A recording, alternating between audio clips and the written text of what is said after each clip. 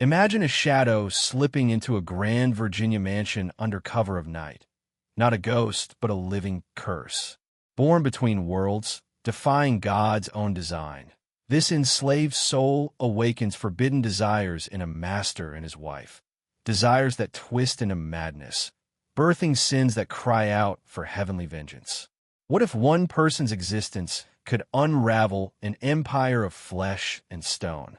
Tonight, we descend into the abyss of Belmont Estate, where obsession devours the soul and divine retribution waits in the wings.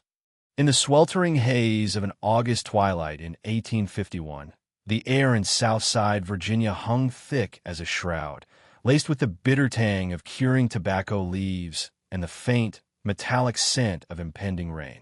Deep in the heart of Prince Edward County, where ancient oaks whispered secrets to the wind, and the red clay earth seemed to pulse with the buried cries of the oppressed, a transaction unfolded that would echo like a biblical plague through the annals of hidden history.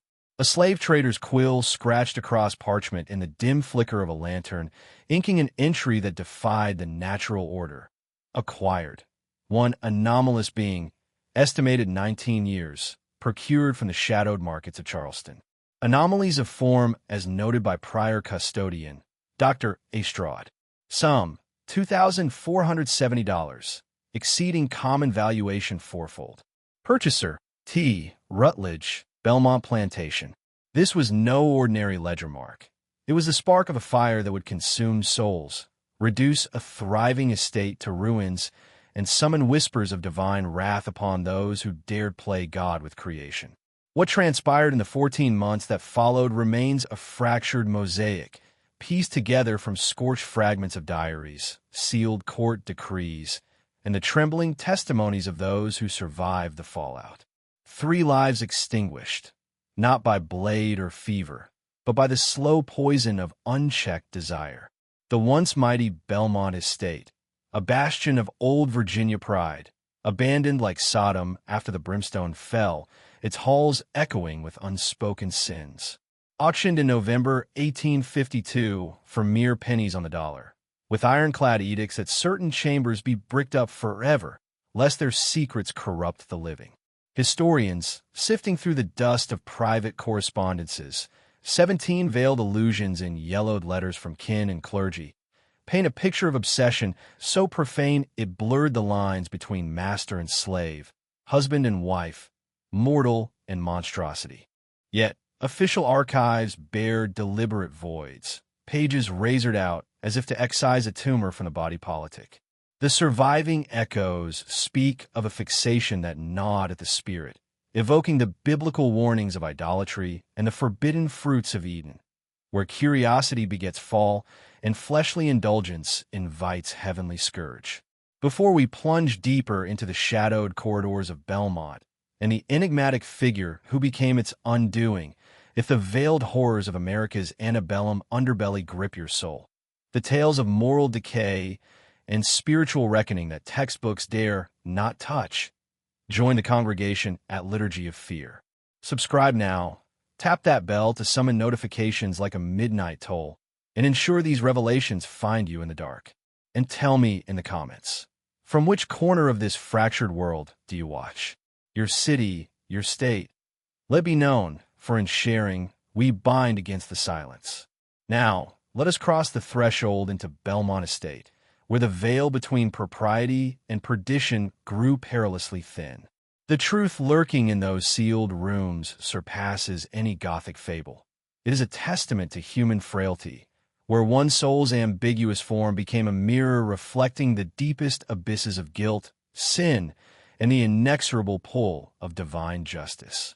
Southside Virginia in 1851 was a realm forged in the fires of ambition and bondage, a verdant hellscape where the mighty James River snaked through endless fields of tobacco, its waters mirroring the blood-red sunsets like a prophetic omen. Plantations sprawled like feudal kingdoms, separated by impenetrable thickets of pine and hickory, where foxfire glowed in the underbrush at night, evoking the restless spirits of the damned. Roads, mere scars of rutted dirt, transformed into quagmires under autumn deluges, isolating estates in pockets of self-contained tyranny. Here, wealth was tallied not in gold, but in acres tilled by chained hands and the ceaseless rhythm of whips cracking like thunderclaps. The atmosphere itself conspired in oppression.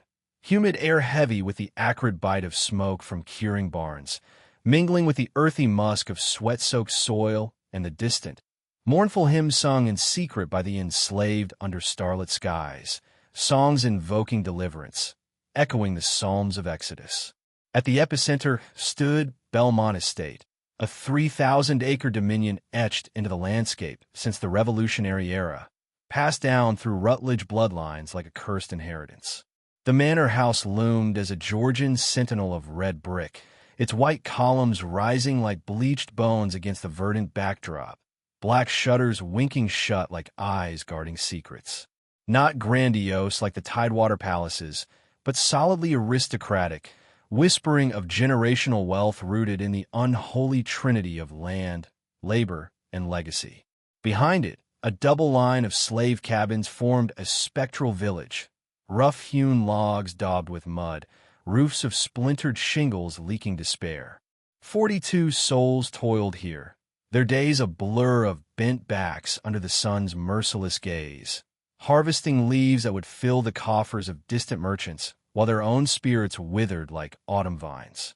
Thomas Rutledge, at 37, cut a figure of patrician poise, tall and lean, with aquiline features honed by centuries of elite unions among Virginia's gentry. High forehead, piercing gray eyes that assessed value in a glance, and a mustache trimmed with military precision. He had claimed Belmont 7 years prior, upon his father's demise, inheriting not just the soil but a mountain of debts that gnawed at his resolve like termites in the foundations. By reputation, he was a master of measured cruelty, not the sadistic flogger of lore, but a calculating overseer who wielded efficiency as his lash. Floggings were rare, but rations were sparse. Escapes were met with hounds, not mercy. He navigated the planter's world with the cold calculus of a ledger keeper, neither saint nor demon among his peers, yet inwardly tormented by a void that success could not satiate, a spiritual hunger, perhaps akin to the rich man in Scripture who hoards treasures on earth, only to find his soul bankrupt. His wife, Catherine, 27 and fragile as porcelain, hailed from Richmond's mercantile elite, daughter of a shipping baron whose dowry had staunched Belmont's financial hemorrhaging upon their 1847 union. She was a vision of Southern belle allure, porcelain skin glowing under candlelight, raven hair coiled in intricate chignons that framed a face of delicate symmetry, almond eyes shadowed by unspoken sorrows, lips painted with the faintest rouge to mask her pallor. But beneath the facade lurked fragility. A stillborn son in 1849 had fractured her spirit, leaving her adrift in melancholy, much like Rachel weeping for her children in the biblical lament. She retreated to her upstairs parlor, a sanctuary of velvet drapes and gilt-edged novels, where she gazed upon the fields as if searching for lost redemption in the horizon's haze. Her days blurred into isolation, supervising house slaves with detached commands, her laughter a rare echo in the halls. The Rutledges embodied the era's facade, devout attendees at Christ Church in Farmville, where sermons on divine order justified their dominion. Hosts of lavish soirees where crystal clinked and silks rustled, reinforcing the aristocracy's brittle bonds. Pillars of society, with Thomas presiding as magistrate, meeting justice from a bench stained by hypocrisy, and Catherine orchestrating benevolent societies that offered crumbs to the poor while ignoring the chains at their doorstep. Yet, in the quiet hours, their marriage was a hollow vessel. Parallel existences under one roof, touches rare as winter blooms, conversations clipped like wilted roses. Thomas grappled with an existential emptiness, a gnawing sense that his empire was built on sand, evoking jobs trials without the faith to endure. Catherine felt erased, her essence dissolving like mist, yearning for something, anything, to ignite her fading spark. It was this spiritual desolation, this unspoken plea for meaning, that primed them for the fall. Into this tinderbox stepped Samuel Wickham on the sultry morning of August 14th, 1851. A specter of commerce in a threadbare black suit, his ferret-like eyes glinting with opportunism, thin lips curling in perpetual calculation. A itinerant peddler of human rarities, Wickham traversed the Atlantic seaboard's auction blocks, from Baltimore's grim pens to Savannah's sweltering yards, curating specialty acquisitions for discerning patrons. Slaves with artisan skills, exotic lineages, or peculiarities that titillated the elite, his inventory whispered of forbidden knowledge, like the serpents in Eden tempting with hidden fruits. Thomas received him in the detached office, a Spartan annex of oak desks and leather-bound ledgers, where the scent of ink and aged paper mingled with the faint rot of neglect. Wickham nursed a tumbler of rye whiskey, bantering about fluctuating tobacco yields and the storm clouds of sectional strife, Kansas-Nebraska debates that stirred abolitionist winds, making slaveholders clutch their property tighter. Then his voice dipped to a conspiratorial hush, eyes locking on Thomas like a predator sensing weakness. "Mr. Rutledge, I've secured an item of singular intrigue, tailored for a gentleman of your refined sensibilities." Thomas arched a brow, his fingers drumming the desk's scarred surface. "My fields are adequately staffed, Wickham. No need for common labor." A sly grin creased Wickham's face as he unfurled a creased bill of sale, annotations crawling like veins across the page. "This transcends the mundane. Source 3 weeks past from Charleston's Exchange, formerly under Dr. Albert Straude, a New Orleans practitioner who inherited it from an estate dissolution. Literate, numerate, house-reared with a veneer of education. But its true value lies in rarity." He paused, savoring the tension, the air thickening like before a lightning strike. "This individual is a hermaphrodite, a medical marvel blending male and female essences in one form. Documented by Straude himself. A congenital anomaly, one in thousands, healthy and vigorous at 19 summers." The word hung like a blasphemy, evoking ancient myths of androgynous beings in Plato's Symposium or the biblical eunuchs who guarded sacred thresholds, creatures betwixt, challenging the divine binary of Genesis.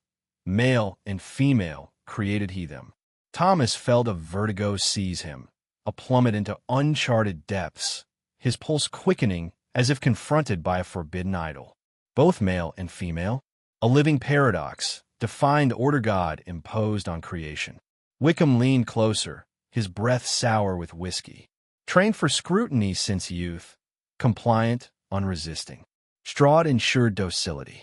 For $2,470, you acquire not mere flesh, but a phenomenon, scientific curiosity, perhaps, or something profounder. The implications slithered unspoken. A vessel for desires too dark to name, a temptation echoing the serpent's whisper. Thomas's throat constricted, visions flashing, Catherine's vacant stares, his own soul's famine. Inspection is requisite. Naturally, the conveyance awaits. Moments later, in the office's stifling confines, Thomas beheld Jordan. The figure stood framed in the doorway, a silhouette against the slanting sunlight filtering through dust-moted air. Hands folded demurely, gaze averted in the ingrained subservience of the enslaved, a posture drilled from cradle, masking the inner tempest. Jordan's attire was a nondescript muslin shift, threadbare yet concealing, but even so, the ambiguity radiated like an aura. The visage was ethereal, transcending gender. High cheekbones sculpted as if by divine chisel, full lips curved in perpetual enigma, eyes of deepest obsidian ringed by lashes that caught the light like raven feathers. Hair shorn close, ebony strands curling defiantly. The frame beneath hinted at softness, curves that could beguile or confound, limbs graceful as a dancer's, feet arched delicately on the worn floorboards. Wickham barked a command, and Jordan spoke, the voice a revelation. A timbre suspended in limbo, neither baritone nor soprano, but a haunting mezzo that resonated like a choir of one, evoking the androgynous angels of Scripture who announced judgments upon the wicked. I'm Jordan Master, 19 years, proficient in letters and figures, conditioned for examination without protest, obedient in service. The delivery was rote, a litany stripped of soul, yet Thomas discerned layers beneath, like peering into a well where reflections distorted truth. Intelligence flickered in those downcast eyes, a resigned awareness of being commodified, a soul trapped in flesh that society deemed aberrant. It stirred in Thomas a primal fascination, a compulsion to unravel this enigma, as if Jordan embodied the forbidden knowledge that doomed Adam and Eve. Acquisition confirmed, Thomas murmured, his voice steady despite the storm within. The exchange concluded swiftly, draft tendered, documents transferred, Wickham departing with a victor's swagger. Alone with Jordan, Thomas felt the weight of transgression settle like chains. "Follow," he commanded, leading not to the communal quarters, but to a secluded garden cottage, once a valet's abode, now a liminal space, ivy-cloaked and isolated, its single room sparse with a pallet bed, wash basin, and flickering hearth. "Your quarters. Duties forthcoming." Jordan nodded, expression a mask of compliance. "As you will, master." Returning to the manor, Thomas's mind roiled like a tempest-tossed sea. That eve, over a supper of roasted quail and corn pudding, candle flames dancing shadows across silverware, he broached the subject with Catherine, a novel addition to the household, a slave of exceptional pedigree, educated, potentially versatile. Catherine, listless, forked at her plate. "If it serves Thomas." Unique attributes, medical in nature. From a physician's estate. His tone, laced with intrigue, drew her gaze. "Elaborate." He demurred. Words falter. "Witness tomorrow." Dawn broke with golden rays piercing lace curtains, and Thomas escorted Catherine to the cottage. She paused at the threshold, her silk gown whispering against the doorframe. Initial apathy yielding to captivation as she absorbed Jordan's presence. The ambiguous allure, the form that mocked binary certitudes, a living testament to creation's mysteries or curses. "Jordan," Thomas intoned, observing Catherine's widening eyes. She circled slowly, a predator assessing prey, or perhaps a supplicant before an idol. Jordan remained statue still, breaths measured, the air charged with unspoken electricity. "What anomaly?" Catherine queried, voice trembling. Thomas expounded clinically, congenital duality, Strahd's attestations, the blend of essences. As he spoke, her facade cracked, fascination mirroring his own, a spark igniting in her dulled eyes, evoking Eve's fateful bite. Silence stretched, taut as a bowstring. Then, tentatively, "Might I verify?" Thomas's heart thundered. "Proceed." What unfolded in that hour defied sanctity. Catherine's touch began inquisitive, tracing contours with scholarly detachment, fingertips brushing cheek, wrist inquiring of Strahd's methods. Yet, inexorably, it morphed into intimacy unspoken, boundaries blurring in the dim light filtering through vine-shrouded windows. Thomas watched, complicit, a voyeur to his wife's awakening, the trio ensnared in a web of curiosity that reeked of original sin. Emerging, they exchanged no words, but that night, in the canopied bedchamber where moonlight silvered the linens, they converged, not in marital bliss, but in fevered urgency born of shared transgression. Bodies entwined, breaths ragged, driven by the specter of Jordan, as if the enslaved figure had become a conduit for their repressed longings. It was the genesis of an addiction, a spiritual snare where fleshly indulgence masked deeper voids, inviting the wrath of a jealous god. As autumn's chill descended, leaves turning crimson like spilled blood, Belmont's rhythm fractured. Jordan relocated to a third-floor eyrie, ostensibly Catherine's attendant, a chamber of faded wallpaper and locked armoires, isolated from the bustle below. Privileges accrued, finer garb of linen and wool, meals richer than field rations, a solitude that bred envy among the enslaved. Yet, whispers proliferated in the cabins, sightings of master and mistress ascending at unnatural hours, muffled sounds seeping through floorboards, moans, murmurs, the creak of bed springs evoking nocturnal rites. Harriet, the grizzled cook whose hands bore scars from decades of servitude, perceived the rot first. Her kitchen, redolent of baking bread and simmering stews, became a vantage for observation. Thomas neglected ledgers, parchments yellowing untouched. Overseers grumbled at unchecked fields. Catherine wasted away, cheeks hollowing, eyes fever-bright, sequestered in that upper sanctum. One crisp September morn, as Jordan fetched trays, gait cautious, as if nursing unseen wounds, Harriet cornered the newcomer by the hearth. "Child," she murmured, voice low as a prayer, "they doing you harm up there? Speak true. I've seen Rutledges come and go. Know when the devil's afoot." Jordan's gaze, impenetrable as midnight, met hers briefly. "All is provided, Aunt Harriet. Kindness abounds. Ain't the query?" Harriet pressed, her calloused hand hovering. A shadow flitted across Jordan's features. Agony? Defeat? Vanished swiftly. Destiny shapes me thus. Trained for this. Thoughtlessness eases the burden. Footfalls echoed overhead. Jordan fled with the tray, leaving Harriet with dread coiling like smoke. That eve, in the cabin's flickering lamplight, murmurs swelled, tales of hoodoo, of two-spirited beings wielding enchantments, bewitching owners as divine punishment for hubris. Elders invoked biblical abominations, Leviticus's prohibitions against unnatural unions, while skeptics shrugged, yet all sensed the estate's spiritual imbalance, a tilting toward judgment. Upstairs, the Rutledges delved deeper into abyss.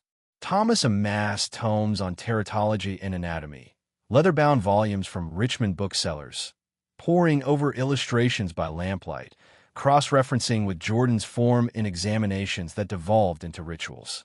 His secret journal, ciphered and concealed, chronicled not yields but obsessions, sketches evoking Da Vinci's anatomies, notes on divine anomalies as tests of faith, guilt threading his prose like thorns. Catherine's fixation manifested aesthetically, afternoons in the airy, commanding Jordan through wardrobes of duality. Gowns of taffeta accentuating femininity, breeches highlighting masculinity, fabrics whispering against skin in a dance of revelation and concealment. She dispatched orders to Farmville's tailors for bespoke attire. Silks that draped ambiguously, buttons that teased boundaries, each ensemble a step toward unraveling Jordan's essence, and her own. Yet, beneath the surface, Jordan endured, a soul forged in forges of compliance, yet harboring flickers of inner light, perhaps a quiet prayer for deliverance echoing the slave's spirituals. The obsession spread like blight, tainting Belmont's foundations, as themes of redemption eluded the Rutledges, their sins mounting toward an inevitable reckoning. Divine justice, patient as the turning seasons, loomed. For what man sows in flesh, he reaps in spirit, and the harvest at Belmont promised to be bitter indeed. In the dim, oppressive glow of a single tallow candle flickering against the wallpapered walls of the third-floor chamber at Belmont Estate, where the air hung heavy with the mingled scents of lavender sachets and unspoken shame, Catherine Rutledge leaned close to Jordan, her breath shallow and ragged like a penitent confessing sins to a silent idol. It was mid-October 1851. The leaves outside, turning to flames of crimson and gold, mirroring the inner inferno consuming the household, a biblical blaze of unchecked desire, where curiosity twisted into covetousness, evoking the serpent's sly temptation in the garden. Ye shall be as gods, knowing good and evil. The room itself felt like a confessional booth gone profane, its oak floors creaking underfoot like the groans of the damned, heavy drapes muffling the world beyond, trapping the occupants in a cocoon of isolation that bred introspection and madness alike. "I want to understand what you are," Catherine murmured, her voice a fragile thread, fingers trembling as she adjusted the lace collar of a gown she'd forced Jordan to don. A garment of soft muslin that clung ambiguously, highlighting the slave's form in ways that blurred the divine ordinance of male and female, a form that seemed to mock the Creator's decree in Genesis. Her eyes, once bright with societal poise, now burned with a feverish hunger, shadows pooling in the hollows of her cheeks like the valleys of despair described in the Psalms. Jordan stood statue still, a living enigma wrapped in flesh, hands clasped before them in the posture of eternal submission, the skin there smooth and unmarred, yet bearing invisible scars from years of scrutiny. The slave's presence radiated an otherworldly calm, like the eye of a storm where God's mysteries converged, neither fully man nor woman, but a testament to the infinite varieties of creation, or perhaps a divine test, akin to the trials of Job, where suffering revealed the soul's mettle. "Does it matter, mistress?" Jordan replied, the voice a haunting melody pitched in that liminal register, echoing like the androgynous voices of angels in Revelation, heralding judgments upon the earth. "I am what you see, what you wish to see. But what do you behold when you gaze upon your own reflection?" For a fleeting instant, the mask of obedience cracked, revealing a depth of weary wisdom, eyes lifting just enough to meet Catherine's, dark pools that held the weight of generations of bondage, infused with a quiet accusation that pierced like the thorns crowning Christ. "I see what all have seen, a curiosity to probe, a puzzle to solve, an existence defined solely by others' insatiable quests." Catherine's hand froze mid-air, hovering like a hesitant priest before a forbidden altar, her pale fingers curling back as if scorched by the truth. "That's not. I don't intend." But the words dissolved into silence, heavy as lead, for in that moment, the veil tore, exposing the raw sin beneath. Their examination's not mere inquiry, but a violation of the soul, a grasping at forbidden knowledge that echoed Adam's bite of the apple. Every summons to this chamber, every probing question and lingering touch from both her and Thomas, had been a descent into idolatry, worshipping the ambiguity of Jordan as if it held the keys to their own fractured identities. The air thickened with unspoken guilt, the candle's flames sputtering as if protesting the blasphemy, casting elongated shadows that danced like demons on the walls, whispering of divine retribution lurking just beyond the horizon. As the golden haze of September yielded to October's crisp bite, where frost etched delicate patterns on window panes like God's intricate judgments upon the earth, Belmont Estate settled into a deceptive rhythm, a facade of normalcy masking the spiritual rot festering within. From afar, the plantation hummed with the mechanical cadence of harvest, enslaved hands bundling tobacco leaves under the watchful sun, their backs bending like willows in the wind, songs of sorrow rising faintly, invoking the spirituals that pleaded for Jordan's river to carry them home. Thomas Rutledge attended to ledgers sporadically, his quill scratching with detached precision when he deigned to enter his study. The room now cluttered with unread missives and dust-moted sunlight filtering through grimy panes. Catherine fulfilled her duties with ghostly efficiency, pinning regrets to social invitations on fine stationery that smelled of faded rosewater, her script wavering like her resolve. Yet, those attuned to the undercurrents, the enslaved souls whose survival hinged on reading the master's moods like omens from the heavens, discerned the creeping decay. Thomas had withered, his once imposing frame now gaunt, tailored coats sagging like shrouds on a scarecrow, his gray eyes glazed with a manic gleam that spoke of sleepless nights haunted by visions. He paced the creaking halls at witching hours, boots echoing like the footsteps of a condemned man approaching the gallows, his spirit eroding under the weight of obsession, much like King Saul, tormented by evil spirits in the scriptures. Catherine, too, transformed, abandoning her ornate silks for somber woolens that draped her skeletal form like penitential robes, her raven hair tangled in hasty knots, unwashed and unkempt, evoking the biblical widow in mourning, her beauty sacrificed on the altar of fixation. And Jordan? The slave remained an immutable specter, gliding through the manor with ethereal poise, calm, expressionless. Obedient to the core, a figure suspended in the twilight between humanity and object, mastery and servitude, life and mere endurance.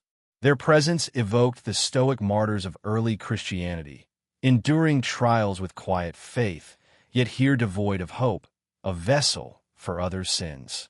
The other enslaved watched from shadowed corners, their whispers in the kitchens and fields laced with unease, sensing Jordan as a harbinger of divine displeasure, a living symbol of the chaos that ensues when mortals tamper with God's designs. The first fracture in this fragile veneer shattered in late October, under a moon swollen and blood-red, casting an ominous pall over the estate like the plagues upon Egypt. Two field hands, brothers Samuel and Isaac, sturdy men with calloused hands and defiant spirits forged in the fires of oppression, seized the night to flee, vanishing into the pine-thick forests where owls hooted like prophets foretelling doom. They evaded for 15 miles, hearts pounding with the rhythm of freedom's elusive drum, before patrollers, those hounds of the South, lanterns swinging like judgmental eyes, dragged them back in iron chains that clanked with the finality of Judgment Day. Thomas, jolted from his trance-like studies in the lamplit study where anatomical tomes lay open like forbidden scriptures, confronted the breach. Plantation law demanded spectacle. The brothers bound to the whipping post in the yard, under a sky heavy with storm clouds, the assembled enslaved forming a reluctant congregation. The overseer's lash cracked 10 times each, leather biting flesh with wet smacks, blood mingling with sweat on the red clay ground, cries echoing like the lament of Jeremiah over fallen Jerusalem. Thomas observed from afar, his face a mask of detachment, eyes distant as if beholding not punishment but his own inner torment, a soul adrift, priorities inverted, where fleshly fascination eclipsed stewardship, inviting the biblical curse of barren fields and forsaken legacies. As the crowd dispersed, murmurs rippling like waves of discontent, Thomas lingered by the post, its wood scarred from years of justice, his expression a cipher, perhaps guilt gnawing like the worm that dieth not, or merely void. From the kitchen window, steam rising from simmering pots of hominy and greens, Harriet beheld him, her wise eyes narrowing. She discerned the truth. This was no mere distraction. Thomas was vanishing into the abyss of his fixation, his essence dissolving like salt in water, less a master than a man possessed, echoing the demonic legions in the Gospels that drove swine to destruction. That night, as winds howled through the chimneys like wailing spirits, Harriet strained her ears to the upper floors. Muffled at first, then erupting, raised voices from the third-floor sanctum, sharp and desperate. Accusations flying like arrows, words indistinct but laced with fury and despair, the timbre of a marriage fracturing under sin's strain.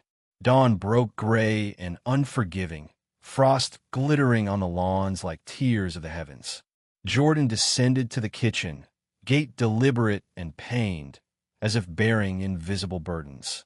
Harriet met those eyes across the scarred oak table, and what she saw froze her blood. Resignation profound as the grave, a foreknowledge of catastrophe, like the prophets who foresaw Israel's fall yet could not avert it. November swept in on biting gales, stripping branches bare like souls laid naked before judgment, the enslaved scurrying to fortify cabins against winter's siege, stacking firewood that crackled with pine resin, mending roofs that leaked icy drips. But within Belmont's walls, a colder frost gripped, the chill of disintegration, where prosperity curdled into ruin. The estate faltered subtly at first, then palpably. Fields meant for winter wheat lay fallow, weeds encroaching like sins unchecked. Fences sagged, livestock wandering unchecked. Barns brimmed with unsold tobacco, leaves yellowing in neglect as Thomas ignored Richmond brokers' pleas, his desk a graveyard of sealed envelopes, debts accruing like the talents buried by the unfaithful servant in parable. Neighbors gossiped over brandy in Farmville parlors. Thomas's truancy from church pews where hymns once unified the elite. His evasion of board meetings where laws were forged, canceled dinners with terse notes. Attributions varied. Lingering sorrow over the lost child, fiscal woes, the bottle's embrace. But none pierced the veil to the bizarre truth, an obsession with a slave whose form challenged celestial order, a spiritual malady defying their rigid world. Catherine retreated wholly, a specter haunting her own home, venturing outdoors only in trances, footsteps crunching leaves like brittle bones, her gaze vacant as Lot's wife turned to salt. Societal ties severed. Charitable companions rebuffed at the door by servants murmured apologies, the minister's pastoral visit dismissed with claims of ailment. His departure marked by furrowed brow and unspoken prayers for the household salvation. The enslaved, ever vigilant as the powerless must be, sensed the power vacuum. Thomas's inspections ceased, orders vague as mist. Catherine's oversight dissolved, leaving routines to their ingenuity, a fragile autonomy born of necessity, yet fraught with peril, for in chaos, the whip could fall unpredictably. Jordan became the epicenter of their unease. Initially eyed with wariness, an outsider ensconced in luxury, yet chained by invisible bonds, wielding unwitting influence over the mighty. But pity bloomed as months wore on. Glimpses of Jordan's isolation, the hollow eyes after summonings, the careful movements speaking of endured indignities.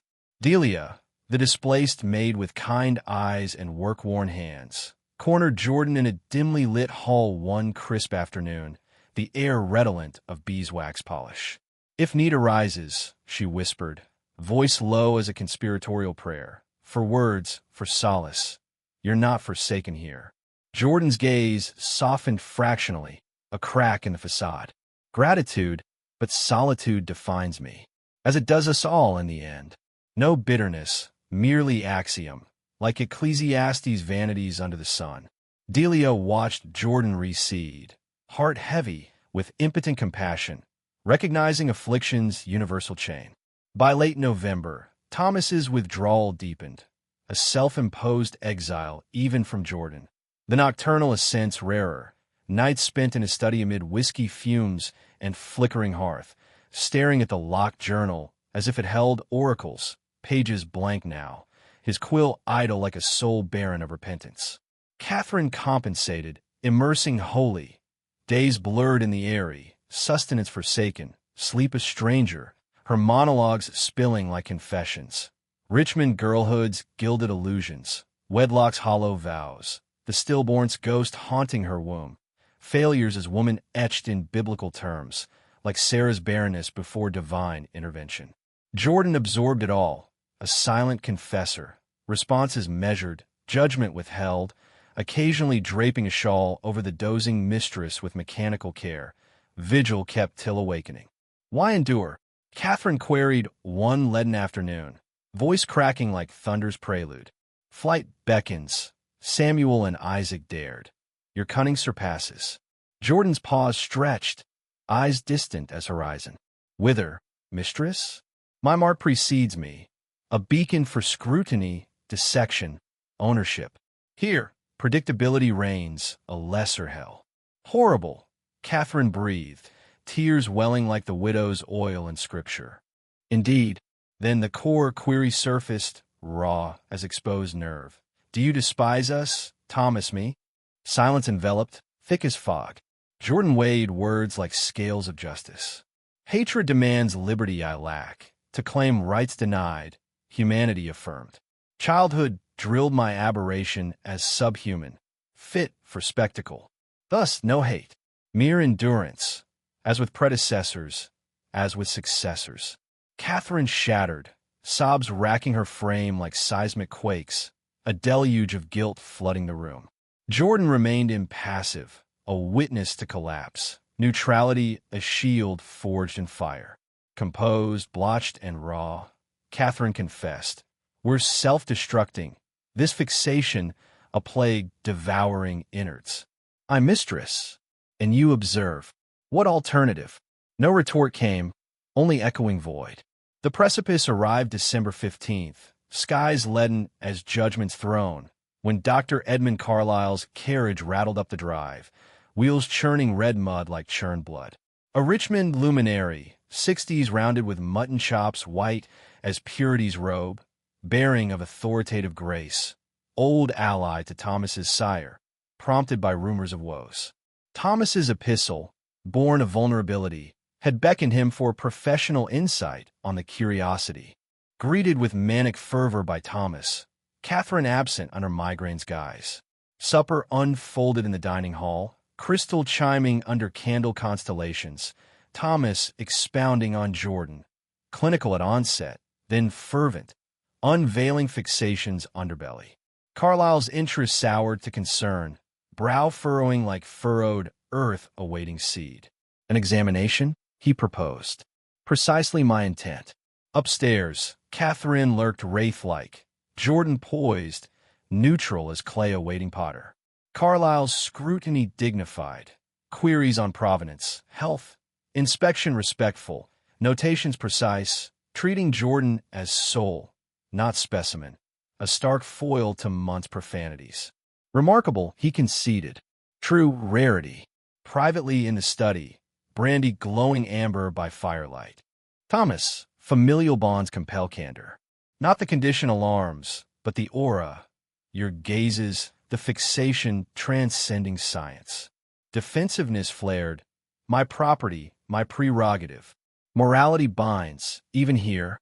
Your realm crumbles, Catherine wastes, you consume. Cease air annihilation. Argument escalated, compassion rebuffed by denial's wall. Carlyle departed dawnward, burdened, contemplating alerts, but legality shielded sin. He abstained, mercy's window sealing. Post-visit, silence shrouded the Rutledges, yet shift brewed. Confrontation fueled desperation, obsession redoubled to drown guilt, like Pharaoh hardening heart before plagues.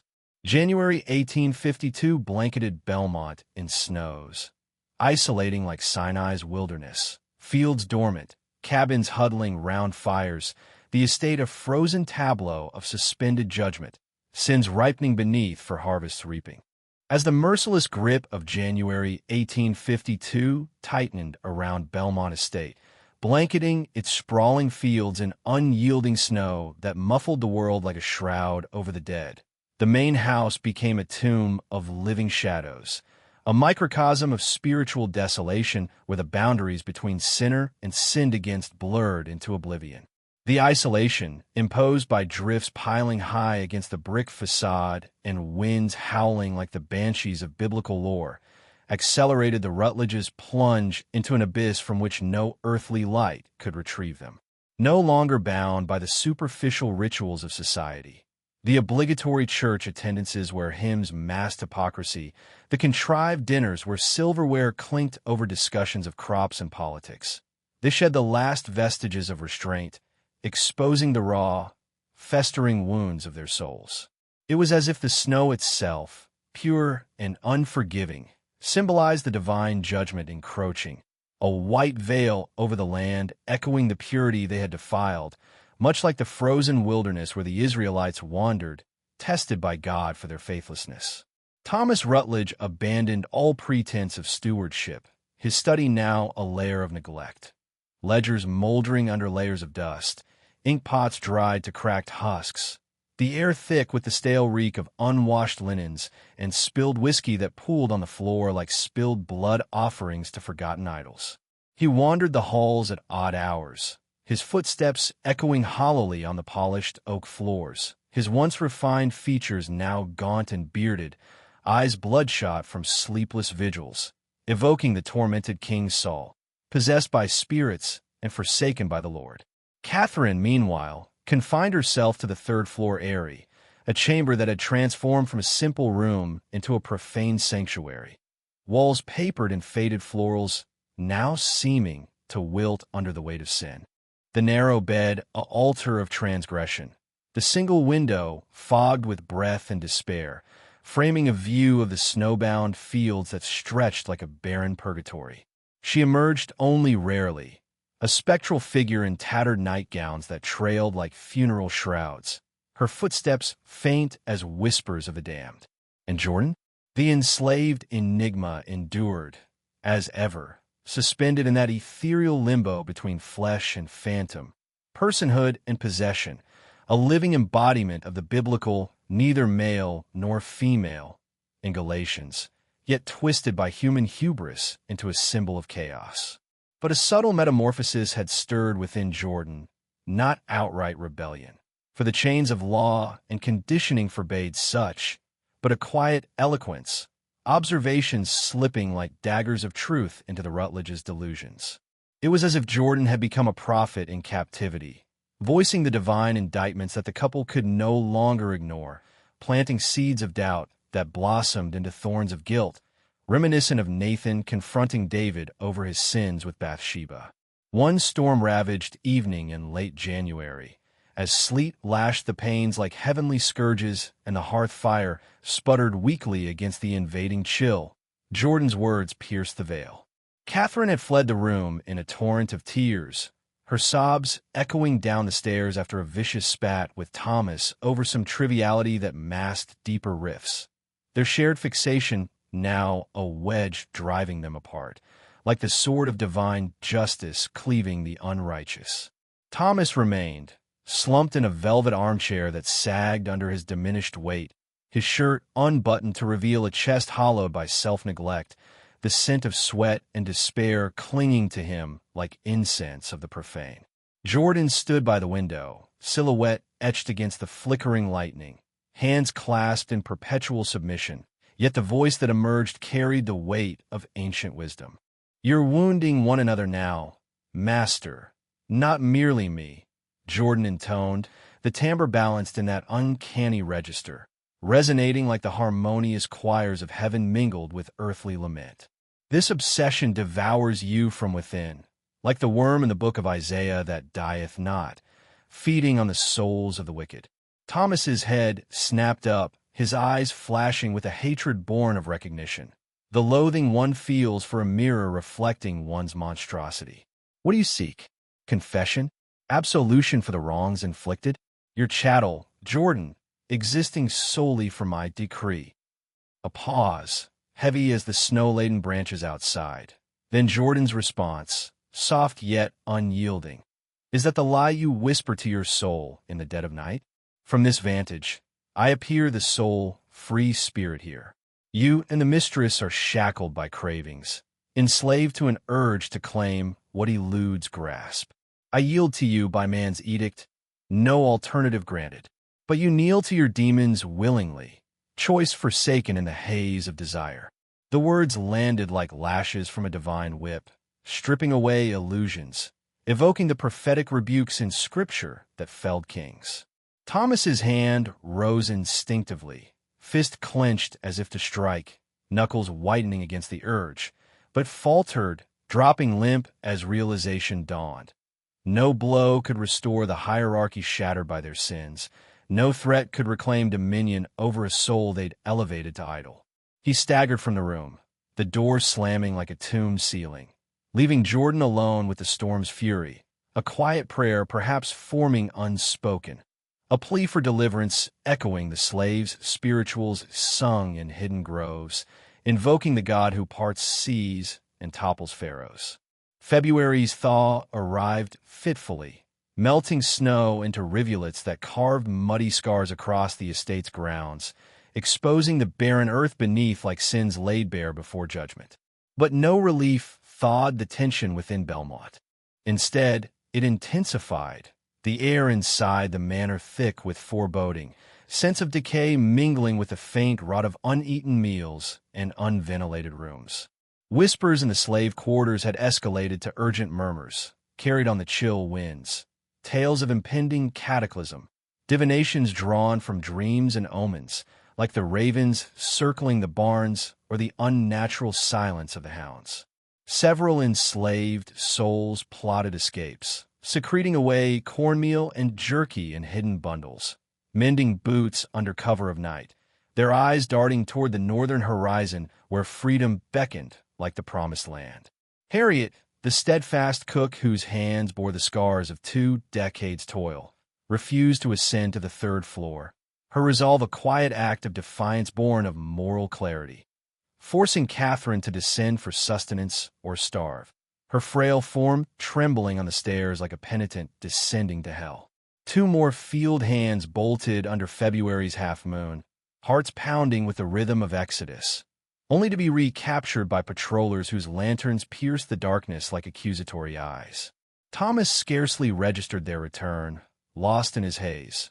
The overseer, a burly man with a whip-scarred conscience, meted punishment unilaterally, lashes cracking the yard as blood stained the thawing ground, a grim sacrament underscoring the estate's unraveling. Catherine's deterioration accelerated visibly, her body wasting to skeletal fragility, skin stretched taut over bones like parchment over ancient sins, her eyes sunken into shadowed sockets that gleamed with fevered madness. She subsisted on scraps, sleep eluding her in fitful snatches haunted by visions, days devoured in Jordan's presence or pacing the corridors like a restless spirit, her bare feet whispering on cold floors. Concerned missives from her charitable circle piled unread, ink smudged by indifferent hands. The minister's second visitation met rebuff at the threshold, his prayers lingering in the air like unanswered pleas to a distant god. "I glimpse my essence in you," Catherine confessed one leaden afternoon, voice of fragile rasp, huddled in the chamber where drafts seeped through cracks like divine whispers of condemnation. Betwixt worlds, neither vibrant nor extinct, ensnared in limbo's grasp. Jordan, seated on the bed's edge, met her gaze with unflinching calm. "Nay, meetsta. You project desires unmet. I am merely human, marked uniquely, yet human still. 'Tis you and the master who forged me idol, emblem of your disarray, your spiritual void." Catherine's arms wrapped tight, trembling as autumn leaves before the gale. "Yet you wander lost as well. We all drift in this forsaken realm." "Lost I was ere Belmont's gates," Jordan countered, words laced with resigned truth. "You elected this path. That's the chasm between us." The household staff recoiled from Catherine's apparition. Delia, encountering her in a dimly lit hall where candle stubs guttered, gasped at the transformation. Gaunt cheeks, wild eyes, hair a tangled nest reeking of neglect, movements erratic as a soul in torment. Thomas fared no better, forsaking razor and fresh attire, muttering incantations to empty rooms, loitering outside Jordan's door like a supplicant denied entry to the temple, his volatility a powder keg awaiting spark. Certainty gripped the quarters, calamity loomed, palpable as thunderheads, an atmospheric dread heralding storm's break. Preparations intensified, food hoarded in root cellars, routes mapped in hushed tones, invocations rising for protection, echoing the biblical cries of the oppressed under Pharaoh's yoke. It was Harriet who braved intervention, compelled by foreboding that blood would flow unless stemmed. Late one February afternoon, as slanting sun pierced the study's grimy windows, casting elongated shadows like accusatory fingers, she approached Thomas, slumped over whiskey, gaze vacant as the rich fool in parable ignoring Lazarus at his gate. "Master Rutledge," she ventured, voice steady despite pounding heart, knowing slaves who spoke thus risked auction block or worse. Plain words must be said. He stirred slowly, emerging from reverie. "Speak, Harriet. This entanglement with Jordan, 'tis unholy, sir. Devouring you three like locusts on the crop. Release that soul, sell afar, ere the manor crumbles in ruin." His stare lingered, then fractured, recognition dawning, guilt's floodgates creaking open. Yet resolve faltered. He whispered, "Depart, Harriet. Just depart." She retreated, pulse racing, intervention futile as warnings to Sodom's inhabitants. "If these shadows of perdition chill your spirit, summon a companion into this abyss. Share the tale. Bestow alike as tribute to the narrative's depth, and subscribe to commune with further revelations. Together, we unearth the climax, for Belmont's terror hurtles toward apocalyptic resolution." The rupture erupted February 14th, 1852, a date etched in infamy, Dawn breaking crisp yet ominous, frost etching windows like divine script foretelling woe. Thomas roused tardily, disheveled and spectral. Catherine lingered aloft, 3 days immured. Jordan navigated survival's rote, fetching water from iced pumps, tending illusions of order amid chaos.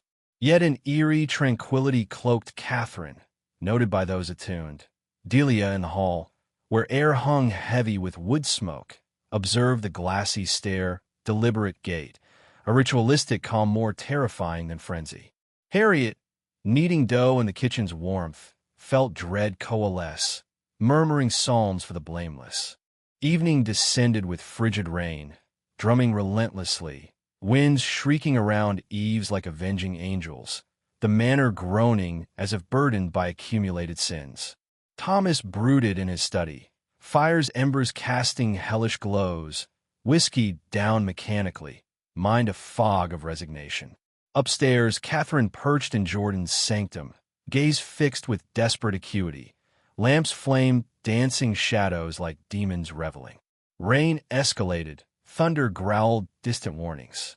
"I endure no more," she declared, voice fracturing like ice underfoot. "No awakening to this torment, this existence we've forged." Jordan straightened, alert. "Flee then, mistress, gather coin, vanish to horizons new. Rebirth awaits. Catherine est le grand holo, échouine sepulcrale." Rebirth?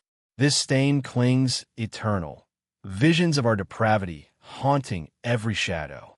No absolution, only cessation. Jordan tensed, sensing precipice. "Mistress, what shadows your thoughts?" Pacing erratically, lightning illuminating her cadaverous visage, Catherine ranted. "Comprehension promised liberation, unraveling your enigma to mend my void. It amplified ruin. You spoke truth. Human you are. We sculpted monster from your form, reflection of our fractures. Unbearable now." "Cease, Catherine," Jordan implored, formality shed like shackles, a human plea transcending bonds. "Seek counsel, clergy, healer. Aid exists." Aid, hysteria edged her tone. "To erase violations? Feign virtue. We're abominations, exploiting flesh to plug soul's gaps. Futile. Emptiness consumes utterly." With purpose, she rifled the dresser, extracting a dulled gleam. A dueling pistol pilfered from antiquity, concealed for this nadir. Jordan rose, palms outward. "Lay it down, mistress." "Why?" "To perpetuate erosion." Barrel wavered. Exhaustion overwhelms, alive yet numb. Feelings torrent and void intertwined. Thunder detonated overhead. Lamp flaring, then steadying. Catherine's face skeletal in flicker. The door exploded inward. Thomas, sodden from rain-soaked vigil, eyes locking on the weapon. "Catherine, what madness!" Termination, Thomas, halting before further desecration. Tears glistened. "Hand it over. We can end." Desperation laced his plea. "No mending." Gun gestured wildly at Jordan. "We ravage this soul, one another, all touched. Poison we are, corrupting as the serpent's fruit." Jordan interceded calmly. "Not monsters, flawed mortals. Choices remain. Forsake this path. Redemption beckons." Too late. Grip trembled. "From your arrival or prior. Wedlock's facade, child's loss, roles ill-fitted. Brise dormant, existence agonie." Thomas advanced, beseeching. "Consider." Eva pondered endlessly. Scream, pierce storm. Soul's sovereign choice left. Serenity descended, tremors ceasing, eyes tranquil as resigned martyr. "Forgive," she whispered to Jordan. "Our transgressions are idolatry." In agonizing slowness, barrel pivoted to her chin. "No." Thomas lunged. Detonation thundered, compressing air, flare blinding. Catherine crumpled, blood blooming across boards like crimson judgment, haloing her in profane sanctity. Thomas knelt, keening primal wails, grief's raw essence, transcending words, a soul's lament echoing Cain's after Abel's fall. In the suffocating confines of the third-floor chamber at Belmont Estate, where the acrid tang of gunpowder mingled with the metallic scent of fresh spilled blood and the relentless drum of rain against the leaded panes, Thomas Rutledge knelt amid the carnage, a broken man cradling the ruins of his world. The lamplight flickered erratically, casting grotesque shadows that writhed across the walls like the tormented spirits of Scripture, evoking the biblical valley of dry bones where life had fled, leaving only desolation.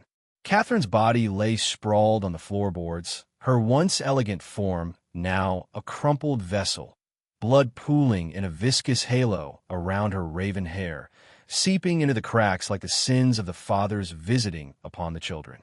Her eyes, glassy and vacant, stared into the abyss, perhaps beholding the judgment seat of a wrathful God who weighs souls in the balance. Thomas's hands trembled as they hovered over her, fingers splayed in futile supplication, afraid to touch lest he profane the sacred finality of death, as if any gesture now could atone for the cascade of transgressions that had led to this profane sacrament.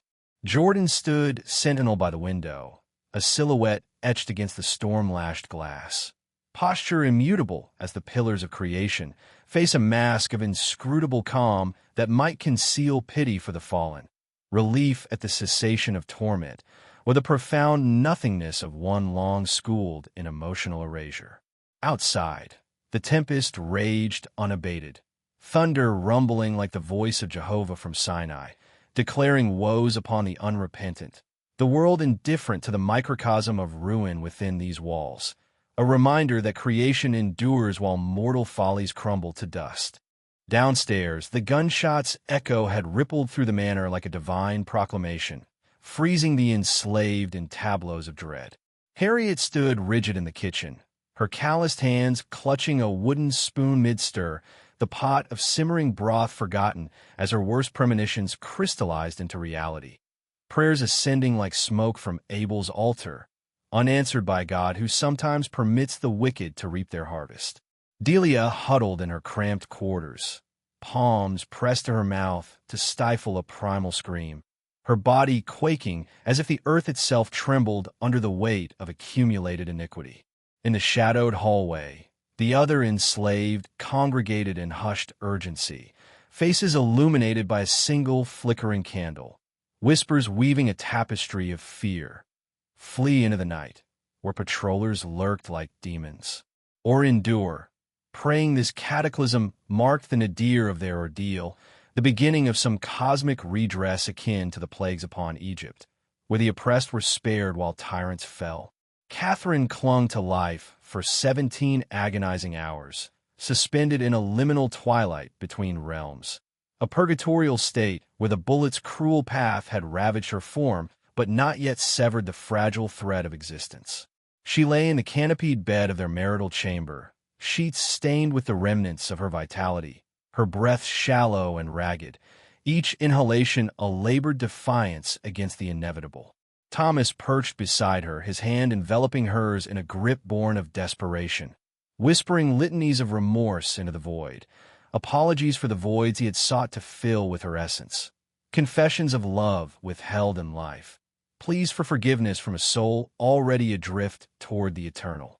His voice cracked like thunder's echo, recounting his inner barrenness, the spiritual famine that no earthly union could sate, evoking the rich young ruler in the Gospels who turned away sorrowful, possessions intact but soul impoverished. Jordan moved with spectral efficiency, fetching basins of cool water, scented with faint herbs, dabbing cloths to her brow, tending the master with the same detached precision, offering neither solace nor condemnation, merely fulfilling the road of servitude that demanded no engagement with the horror, a stoic endurance mirroring the biblical servants who bore witness to kings' downfalls without altering fate. The household physician arrived near midnight, summoned by a daring, enslaved messenger braving the deluge, his black bag dripping as he ascended the creaking stairs under lantern light that cast elongated shadows like accusatory fingers. He examined her with clinical detachment, probing the wound's devastation, his grave nod confirming the irrevocable. not to do but await the end. The injury pierces too deep. 'Tis a wonder she lingers. To Thomas's anguished query of suffering, he replied, "Beyond pain now, adrift in oblivion, more absent than present, like the sleep of the just before resurrection." Dismissed, the doctor departed into the storm, leaving Thomas to his vigil through the interminable night. Hours where time stretched like the agonies of Gethsemane, his murmurs evolving into raw confessions. The hollowness he had projected onto her, the cataclysmic error of introducing Jordan as a panacea for their spiritual voids. The path to perdition paved with forbidden curiosities that echoed the Tower of Babel's hubris, where mortals sought to transcend divine limits only to scatter in confusion. As dawn's pallid light seeped through the drapes, gray and merciless as the rain-sodden skies, Catherine's respirations faltered, rattling gasps, the death rattle foretold in ancient texts as the soul's final exodus. Thomas leaned close, tears anointing her face like holy water, grip vice-like. "Forgive, for all failures, for the abyss we wrought." Her lids fluttered open, eyes clouded as the mists of Sheol, perhaps glimpsing him in farewell, perhaps beholding angelic hosts or the void. Lips parted, shaping silent syllables, unspoken testaments lost to eternity. Then stillness, breath ceased, hands slackened, warmth ebbing like the tide of life retreating before divine command. Thomas remained immobilized, cradling the shell, engulfed in a chasmic void that devoured light, a spiritual black hole where grief and guilt converged, erasing the cosmos, bottomless as the pit in Revelation, when smoke arises like torment eternal. Hours later, Jordan's voice pierced the silence from the threshold, neutral as balanced scales. "Master, summon aid. The doctor, authorities. Tidings must spread." Thomas lifted his ravaged gaze, features etched with sorrow's chisel, eyes rimmed red as blood moons, lashing out in primal deflection. "You're doing. You unraveled us, annihilated all." Jordan held steady, unflinching. "Nay, master, self-inflicted. I merely existed. You authored the fall. Truth suspended, irrefutable as scripture, shattering illusions." Thomas averted, mute, turning to the corpse as the weight settled eternal. The denouement unfolded with inexorable precision, a chain of consequences forged in sin's furnace, logical as divine syllogisms leading to judgment. Thomas proffered a fabrication, accidental demise, mishandling a relic pistol presumed unloaded, a veil over suicide stigma, sparing ecclesiastical censure and inheritance snarls. The magistrate, childhood acquaintance versed in societal facades, embraced the narrative with alacrity, his inquiry perfunctory, conclusions preordained, suicide a blot on genteel lineages, accident a merciful euphemism in 1852 Virginia's Code of Silence. The interment convened 3 days hence at Christ Church in Farmville. Under leaden skies weeping ceaseless rain, mourners a procession of planters and consorts in somber silks and broadcloths, umbrellas blooming like black flowers. They clustered in the pews, murmurs of condolence laced with genuine pathos for a peer's loss, observing Thomas's transformation. Age beyond years, frame stooped as if bearing Atlas's burden, eyes hollow as sepulchres. Tragedy untimely, they intoned, offering embraces scented with tobacco and lavender, oblivious to the undercurrents. The Rutledge's seclusion, Catherine's ethereal decline, whispers among the enslaved that hinted at profane depths. Discretion prevailed. Some queries profaned the social covenant. Truths too corrosive for antebellum propriety, like the unspoken abominations in Leviticus that societies veil to preserve order. Yet the enslaved discerned, their network a subterranean river of truth flowing through cabins and fields. Whispers post-curfew, tales embroidered in retelling, morphing into parables of power's corruption, where masters commodified souls as objects of whim, inviting heavenly reprisal. Jordan emerged mythic, the dual-natured harbinger, wielder of conjure that maddened the mighty, or siren of ambiguous allure, ensnaring the pious in lust's nets, or mere reflector of inner demons, compelling self-annihilation when confronted with one's depravity, a spiritual mirror akin to the law in Romans, revealing sin's fullness.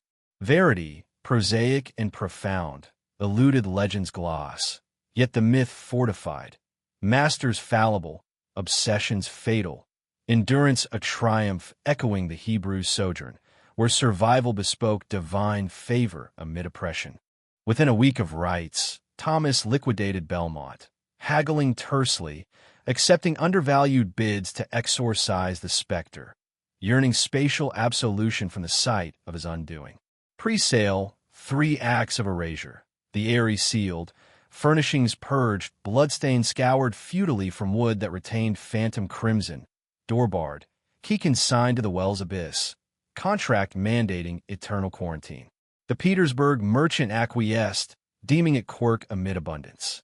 Second, archival purge. Documents incinerated in the study's hearth, sales receipts, Strahd's notations, journals' confessions, Carlyle's missives, flames devouring like the fire that consumed Sodom, ash scattering as forgotten sins. Catherine's diary joined, unread, lest her gaze upon their shared abyss compound his torment. Third, enslaved dispersal. Auctioned piecemeal, kins sundered, bonds fractured, fresh wounds upon scarred souls, guilt flickering distant in Thomas, yet impotent against exigency, chattel liquidated like the unprofitable servant's talents buried. Jordan retained, rationale elusive, soul confidant to degradation, lingering fixationes, or possessive guardianship against further exploitation.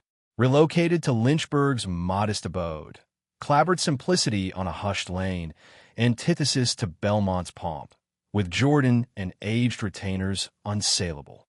There, Thomas hermit, excursions rare, invitations spurned, society forsaken.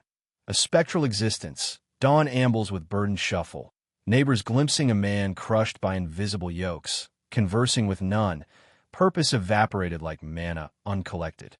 Jordan Carter d'Aloft, Châtel de Jure y est un molested de facto interaction sparse, forma la liturgicale rite. Comment y suède, obède sans intimacies ghost. They haunted parallel, bound by indelible history, yearning amnesia yet chained, like Jacob wrestling the angel, scarred eternally. Nocturnal vigils. Thomas at Jordan's threshold, fist poised, craving vindication, absolution, hand quivering, retreating unknocked. Jordan, vigilant beyond, since the aura, breaths synchronized in unspoken tension, yet door unyielded, words exhausted, nothing altering the immutable. Months dragged, Thomas withering, silvered locks, emaciated visage, eyes voids of vitality, imbibing moderately to dull memory's blade, slumber's refuge from guilt's onslaught. November 3rd, 1852, 9 moons post-Catherine, Thomas expired abed, heart ceasing sans malady, as if will's flame extinguished, body acquiescing. Physician's verdict, spirit fractured fatally, life's spark fled, as surely as from mortal wound. Jordan auctioned amid estate remnants, fetching $412, rumors devaluing the anomaly tied to Rutledge woe. Appomattox farmer acquired, pragmatic, dismissing folklore. Jordan's fate obscures, records mute, swallowed by slavery's maw. Millions unchronicled, suffering ephemeral as dew. Speculation, liberty via Underground Railroad shadows, war's tumult, emancipation's dawn, rechristened existence, anomaly normalized amid humanity's spectrum, healing from Belmont scars, or perpetual bondage, traded callously, expiring unmarked, unredeemed, like multitudes in Scripture's margins, afflicted sans solace. Optimism yearns survival, peace, yet archival void whispers oblivion, divine silence on the oppressed's plight. Belmont languished vacant 3 years, Petersburg merchant reclaiming, vowing revival. Yet anomalies surfaced, third floor chill perpetual, defying seasons, nocturnal murmurs from sealed void, breaching covenant, room unsealed, indelible stains, oppressive aura repelling laborers, stripped, refurbished, yet malaise lingered, echo of desecration indelible as Cain's mark. Ownership churned quadrennially, decade-long, brief tenures, undervalued sales, tales proliferating, midnight wails, aberrant shadows, dread's intangible pall. Rationalizations faltered, warnings whispered to successors, inarticulable malaise evoking haunted Eden's post-fall. 1865's war throes. Conflagration engulfed manor, origins enigmatic. Union arson? Local vigilantes exorcising stigma? Or self-immolation, sin's burden igniting from within, like brimstone upon Gomorrah? Foundations endured 2 decades, succumbing to verdant reclamation, vines entwining bricks like serpents in paradise lost. Today, scant remnants, overgrown footings beneath foliage, private land warded by enigmatic signs.